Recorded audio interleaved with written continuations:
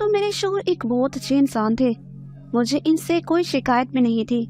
ہم دونوں ہی ایک دوسرے سے بہت محبت کرتے تھے. شادی کو 2 مہینے ہو چکے تھے اور ہم دونوں بہت ہنسی خوشی اپنی زندگی کا آغاز کر چکے تھے.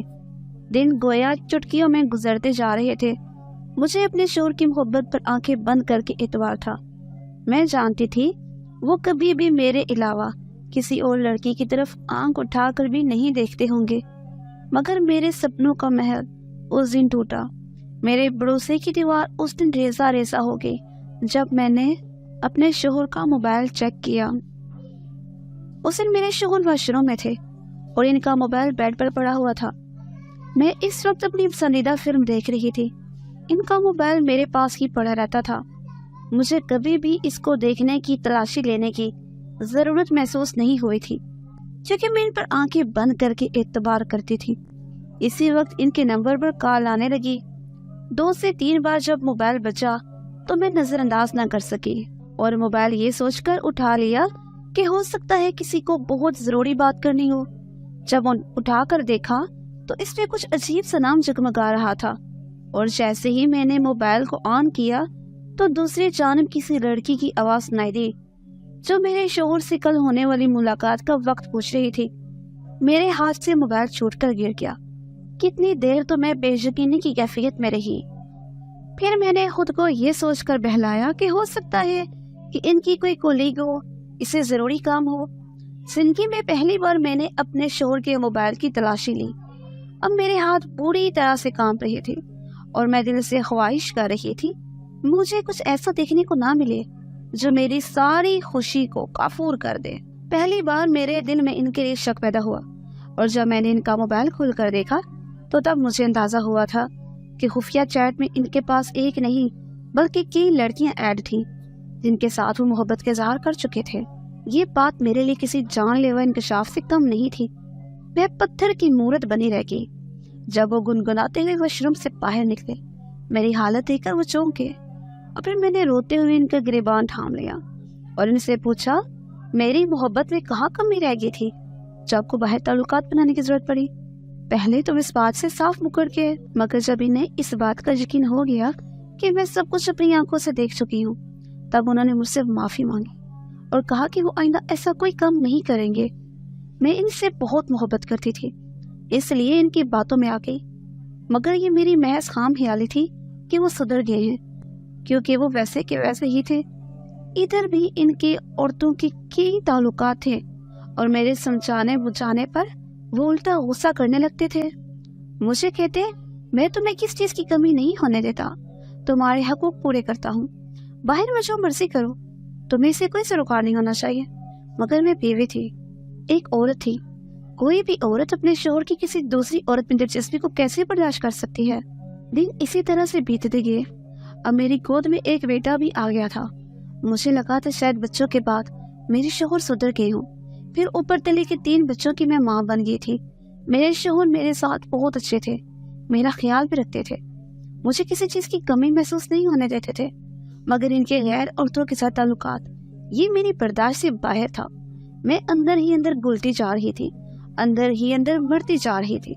اور اب تو انہوں نے اکثر رات کو لیٹ آنا شروع کر دیا تھا اور کبھی کبھی رات کو گھر واپس آتے ہی نہیں تھے. جب میں ان سے یہ بات پوچھتی تو کام کا بہانہ کرنے لگتے تھے. کبھی کہتے ضروری کام پڑ گیا تھا, کبھی کہتے میں شہر سے باہر چلا گیا تھا. میں جانتی تھی کہ وہ مجھے ٹال رہے تھے, کام کا محض بہانہ تھا, بلکہ وہ تو دل پشوڑی کے لیے گھر سے باہر رہتے تھے. سردیوں کے دن تھے. اس دن سخت طوفانی بارش ہو رہی تھی. میرے چھوٹے بیٹے نے ضد کرنی شروع کر دی کہ اسے ابھی کے ابھی شاورما کھانا ہے. میں نے جب اپنے شوہر کو کال کی تو انہوں نے کہا وہ آج گھر نہیں آئیں گے. میں نے اپنے بیٹے کو بہلانے کی کوشش کی مگر وہ کسی طور پہ بھی بات کو سن ہی نہیں رہا تھا. پھر میں نے اپنے گھر سے قریبی ریسٹورنٹ سے آن لائن آرڈر کر دیا تھا. میں یہ سوچ رہی تھی کہ آج کی طوفانی رات میں اکیلی کیسے گزاروں گی, کیونکہ مجھے طوفان سے, اس قدر زوردار بارش سے اس قدر ڈر لگتا تھا. میں آج تو گھر پہ اکیلی تھی اور میں یہ سوچ کر ہی خوف سے لرز رہی تھی کہ میں اکیلی کیسے رہوں گی. اسی پل دروازے پر دستک ہونے لگی تھی. میں نے دروازہ کھولا تو باہر ڈیلیوری بوائے کھڑا تھا. وہ دیکھنے میں 14-15 سالہ لڑکا لگ رہا تھا. اس کے چہرے پر معصومیت چھائی ہوئی تھی۔ وہ سخت بارش کی وجہ سے بھیگا ہوا تھا اور سردی سے تھر تھر کانپ رہا تھا۔ مجھے اس پر ترس آ گیا۔ وہ کہنے لگا، جب تک بارش رک جاتی ہے تو کیا میں آپ کے گھر کے اندر آ سکتا ہوں؟ میں اسے بچہ خیال کر کے گھر کے اندر آنے دیا، مگر میں کیا جانتی تھی کہ میں کس مصیبت کو گھر پہ بلا رہی ہوں۔ اگر مجھے اندازہ ہوتا تو میں کبھی بھی اس کے ساتھ ہمدردی نہ کرتی۔ میں نہیں جانتی تھی کہ مجھے میری یہ ہمدردی بہت مہنگی پڑنے والی تھی۔ جب وہ گھر کے اندر آ گیا تو میں نے اسے ہیٹر آن کر کے دیا۔ وہ اس کے پاس بیٹھ کر آگ سیکنے لگا تھا۔ بارش تھی کہ تھمنے کا نام ہی نہیں لے رہی تھی۔ ہر گزرتے پل کے ساتھ بارش زور پکڑتی جا رہی تھی۔ میں ہمدردی سے اس ڈلیوری بوائے کو دیکھ رہی تھی اور سوچ رہی تھی کہ غربت بھی کیا چیز ہے جو انسان سے کیسے کیسے کام کروا لیتی ہے۔ یہ معصوم سا چھوٹا بچہ، اس کی عمر کے بچے تو یقیناً اپنے گھروں میں ماں باپ کے سائے میں نرم و گداز بستر میں آرام سے سو رہے ہوں گے، اور ایک یہ بیچارہ ہے جو رزق کی تلاش میں اس سخت سردی کے موسم میں بھی مارا مارا پھر رہا ہے۔ نہ جانے اس کی کیا مجبوری ہوگی، نہ جانے اس کا باپ ہی زندہ ہوگا یا نہیں، کیا پتہ گھر کی ساری ذمہ داریاں ہی اس کے کندھوں پر ہیں۔ وہ کہنے لگا، چند سال پہلے ہی میرے ابو کا انتقال ہوا ہے۔ میں چھوٹا سا ہی تھا جب میں نے محنت مزدوری کرنی شروع کی۔ مجھ پر 2 بہنوں اور ماں کی ذمہ داری ہے۔ بہنیں جوان ہیں، ان کی شادی کرنی ہے، جبکہ ماں میری طرح محنت مزدوری کرتی ہے۔ وہ لوگوں کے گھروں میں کام کر کے اپنی بیٹیوں کا بھی جہیز تیار کر رہی ہے تاکہ انہیں اپنے گھر کا کر سکے۔ مجھے اس کی باتیں سن کر ہمدردی ہونے لگی اور میں نے سوچ لیا کہ میں اپنے شوہر سے بات کر کے اس کی کچھ نہ کچھ مدد ضرور کروں گی۔ وہ بھی بار بار کھڑکی سے باہر موسم کے تیور دیکھ رہا تھا تاکہ جو ہی موسم بہتر ہو تو وہ اپنے گھر واپس جائے۔ اس کی ماں اس کی راہ تک رہی ہوگی۔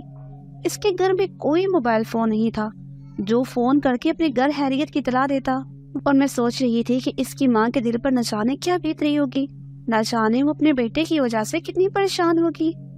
اس لڑکے کو پہننے کے لیے میں نے اپنے شوہر کے کپڑے دے دیے تھے، چونکہ اس سے وہ کپڑے بہت بڑے تھے۔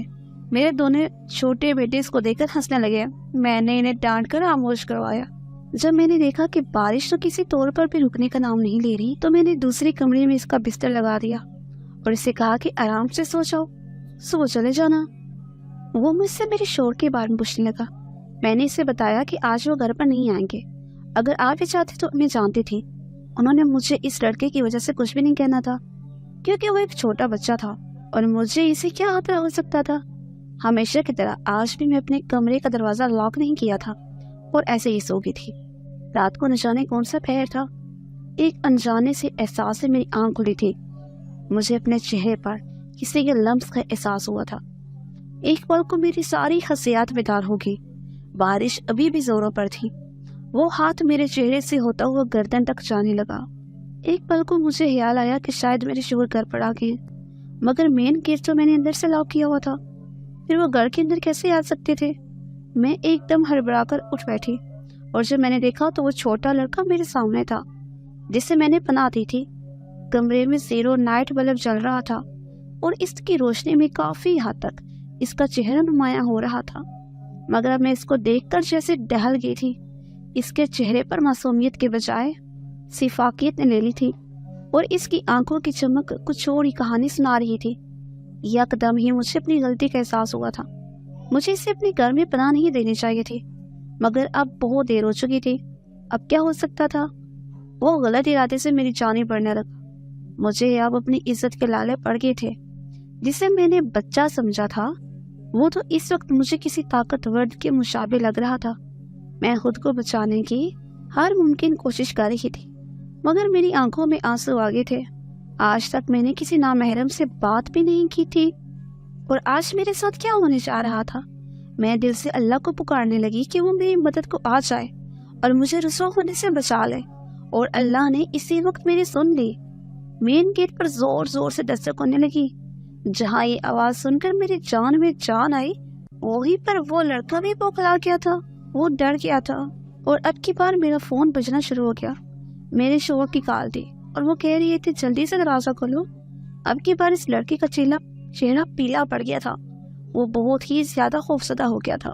وہ مجھ سے معافی مانگنے لگا اور کہنے لگا کہ میرے بارے میں اپنے شوہر کو کچھ بھی مت بتانا، میں ایک غریب لڑکا ہوں، وہ نہ جانے میرے ساتھ کیا کرے گا، خدا کے لیے مجھے معاف کر دو۔ میں نے اسے یقین دلایا کہ میں اپنے شوہر کو کچھ بھی نہیں بتاؤں گی، مگر دل ہی دل میں تیہ کر لیا تھا کہ میں اس کو سبق ضرور سکھاؤں گی۔ اور جب میرے شوہر گھر کے اندر داخل ہوئے تو میرے چہرے کا اوڑا رنگ اور میری روئی روئی آنکھیں دیکھ کر وہ حیرت زدہ رہ گئی۔ پھر میں نے انہیں سب کچھ بتا دیا۔ انہوں نے اس لڑکے کو بہت مارا، وہ اسے پولیس کے حوالے کرنا چاہتے تھے، مگر میں نے انہیں سمجھا بجھا کر خاموش کروایا اور کہا کہ وہ اپنی ماں بہنوں کا ایک ہی سہارا ہے، اس کو معاف کر دیں، اس کو جانے دیں۔ طوفانی بارش میں ہی میرے شوہر نے اسے دھکے دے کر گھر سے باہر نکال دیا تھا اور اب ان کی توپوں کا رخ میری طرف ہو گیا تھا۔ ان کا کہنا تھا کہ میں نے کسی اجنبی کو گھر میں گھسنے کی اجازت ہی کیوں دی؟ بے شک وہ عمر میں کم تھا، لیکن تھا تو میرے نامحرم ہی۔ مجھے اکیلے میں غیر محرم کو کبھی بھی گھر میں نہیں بلانا چاہیے تھا۔ مجھے بھی اپنی غلطی کا شدت سے احساس ہو گیا تھا اور یہ دن میری زندگی میں بہت بڑی تبدیلی لے کر آیا تھا، کیونکہ مجھے اندازہ ہو گیا تھا کہ میرے شوہر اب بالکل بدل کے رہ گئے تھے۔ لڑکیوں کے پیچھے انہوں نے جانا چھوڑ دیا تھا اور اب انہوں نے 5 وقت کی نماز بھی شروع کر دی تھی۔ جہاں پر ان کی یہ تبدیلی میرے لیے خوش آئیں تھی، وہاں پہ حیرانگی کا باعث بھی تھی۔ وہ اتنی جلدی کیسے بدل گئے؟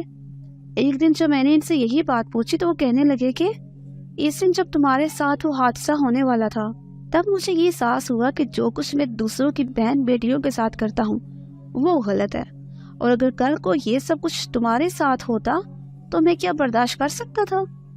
وہی لمحہ تھا جو مجھے جھنجھوڑ گیا تھا، اور میں نے خود سے یہ وعدہ کر لیا تھا کہ میں آج کے بعد کبھی کوئی غلط کام نہیں کروں گا، ہمیشہ تمہارے ساتھ مخلص ہو کر ہوں گا۔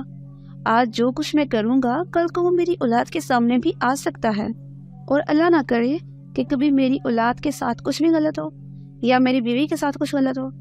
اس لیے میں نے اپنے اعمال کو سدھار لیا، اور مجھے اس بات کا احساس ہو گیا کہ تم میرے لیے بہت قیمتی ہو، اور تمہیں کھو کر میں کبھی بھی سکون سے نہیں رہ پاؤں گا۔ ان کے اس اظہار محبت نے مجھے پرسکون کر دیا تھا، اور ایسے لگ رہا تھا جو صدیوں کی پیاس تھی وہ ان چند جملوں سے ہی بجھ کے رہ گئی تھی۔ وہ جو بے سکونی رگوں پہ میں چھائی رہتی تھی، اس کا اب کہیں شائبہ تک نہ تھا، اور مجھے یقین ہو چلا تھا کہ میری آئندہ آنے والی زندگی بہت خوبصورت گزرنے والی تھی۔